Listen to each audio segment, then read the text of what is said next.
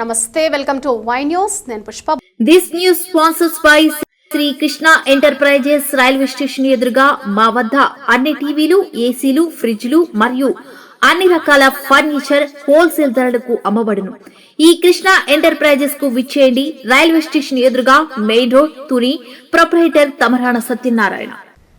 కేంద్ర రాష్ట్ర ప్రభుత్వాలు సంయుక్తంగా ప్రతిష్టాత్మకంగా చేపట్టిన వికసిత్ భారత్ గ్యారంటీ రోజ్గార్ ఆజీవికా మిషన్ గ్రామీణ్ పథకం జిల్లా స్థాయి ప్రారంభోత్సవ కార్యక్రమం జగ్గంపేట మండలం రాజపూడిలో ఘనంగా ప్రారంభించారు. డ్వామా పీడీ ఎస్ మధుసూదన్ అధ్యక్షతన జరిగిన ఈ కార్యక్రమానికి ముఖ్య అతిథులుగా జిల్లా జాయింట్ కలెక్టర్ అపూర్వ భరత్, జగ్గంపేట నియోజకవర్గ ఎమ్మెల్యే, టీటీడీ బోర్డు సభ్యులు జ్యోతుల నెహ్రూ హాజరై నరసన్న చెరువుకు ప్రత్యేక పూజలు నిర్వహించి నూతన పథకాన్ని లాంఛనంగా ప్రారంభించారు. ఈ విబిజీ రామ్జీ నూతన పోస్టర్ను ఆవిష్కరించారు. ఈ సందర్భంగా ఎమ్మెల్యే జ్యోతుల నెహ్రూ మాట్లాడుతూ గ్రామీణ ప్రాంతాల్లో శ్రామికుల సంక్షేమం కోసం గతంలో ఉన్న NREGS పథకం స్థానంలో కేంద్ర ప్రభుత్వం విబిజీ రామ్జీ పేరుతో కొత్త పథకానికి శ్రీకారం చుట్టిందన్నారు. ఉపాధి హామీ పథకం ఏదైతే ఉందో దానికి మరింత మెరుగులు దిద్ది ప్రారంభించడం జరిగింది. అందులో భాగంగా చూసుకున్నట్టయితే మరి మన గ్రామీణాభివృద్ధి శాఖ మంత్రి పవన్ కళ్యాణ్ గారు, మరి ముఖ్యంగా మన ముఖ్యమంత్రి చంద్రబాబు నాయుడు గారు కేంద్ర గ్రామీణాభివృద్ధి మంత్రిని తీసుకొచ్చి దేశవ్యాప్తంగా ప్రారంభించేటటువంటి ఉపాధి హామీ పథకం రామ్జీ పథకం ఏదైతే ఉందో, పేరు మార్చినటువంటి పథకం, ఆ పథకాన్ని తిరుపతిలో ప్రారంభించారు. తిరుపతి వెంకటేశ్వర స్వామి యొక్క సన్నిధిలో ప్రారంభించారు. అలాగే మన జిల్లాలో మనం రాజపూడిలో ప్రారంభించుకున్నాం. జేసీ గారు, నేను, అలా మీరందరూ కలిసి ప్రారంభించుకున్నటువంటి పరిస్థితి. అంటే ఇక్కడ దీని మీద చాలా మందికి అవగాహన లేక, ఆలోచన లేక, రామ్జీ పథకం అంటే మహాత్మా గాంధీ పేరు మార్చేశారు అని చెప్పి విమర్శిస్తున్నటువంటి పరిస్థితి. మహాత్మా గాంధీ పేరు మార్చడం, ఆయన ఆలోచనలకు అనుగుణంగానే ఈ పథకం ముందుకెళ్తాం, మరింత మెరుగులు దిద్దుకుని ముందుకెళ్తాం. ఎందుకంటే ఆయన పోరాటమే, మహాత్మా గాంధీ యొక్క పోరాటమే ఆకలి డొక్కలు పైకి లెగాలి అని చెప్పి, స్వేచ్ఛాయుత వాతావరణంలో భారతీయుడు ప్రతి ఒడు జీవించాలని చెప్పి స్వాతంత్ర్య పోరాటం చేసి సత్యాగ్రహంతో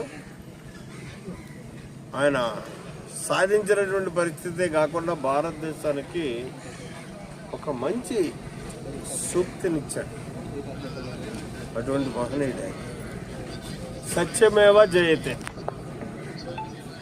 మనిషి ఎప్పుడు సత్యాన్ని నమ్ముకుని, సత్యాన్ని మాట్లాడుతూ వెళ్తే బ్రహ్మాండమైనటువంటి సూక్తి ఇస్తూ ధర్మాన్ని కాపాడు, ధర్మం నిన్ను కాపాడుతుంది.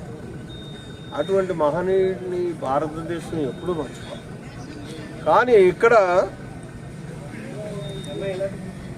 ఏదైతే రామ్జీ పథకం ఉందో దీని పేరు మార్చడం జరిగింది. అంటే అంతకంట పురాణాలు ఘోషిస్తున్నటువంటి రామరాజ్యంలో ఏదైతే ఆకలి కేకలు లేకుండా ప్రజలందరూ సుఖశాంతులతో ఉన్నారో అంత సుఖశాంతులతో ఉండే విధంగా రాముడి పేరుతోటి ఈ పథకాల్లో మెరుగులు దిద్దాలి అని చెప్పేసి ఈనాడు కూటమి ప్రభుత్వం, కేంద్ర రాష్ట్ర ప్రభుత్వాలు ఆలోచన చేసి కార్యక్రమాన్ని పెడుతుంది. అందులో భాగంగా చూసుకున్నట్టయితే మెరుగుల దిద్దడంలో భాగం అప్పుడే రామరాజ్యం ప్రారంభమైంది. సామాన్యుడికి ఆకలి కేకలు లేకుండా 100 రోజులకే నిన్నటిదాకా ఉన్నటువంటి ఈ పథకం 125 రోజులకు వచ్చాయి.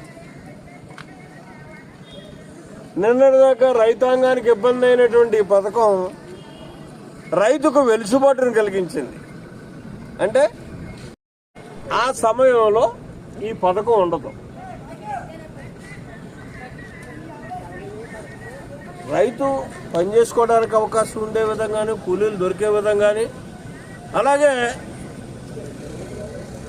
125 రోజులు ఏదైతే పని దొరకనటువంటి రోజులు ఉంటాయో ఆ రోజుల్లో 125 రోజులు, 25 రోజులు పెంచడమే కాకుండా ఇక్కడ శ్రామికుడి యొక్క శక్తిని దోచుకోకూడదు అని చెప్పి చేయడమే కాకుండా శక్తికి తగ్గటువంటి ఫలితాన్ని ఇవ్వాలనేటటువంటి ఆలోచనతో ఇవాళ 312 రూపాయలు, 18 రూపాయలు ఒక టార్గెట్ పెట్టి మినిమం ఆ కూలికి తగ్గకుండా ఇవ్వాలి అని చెప్పి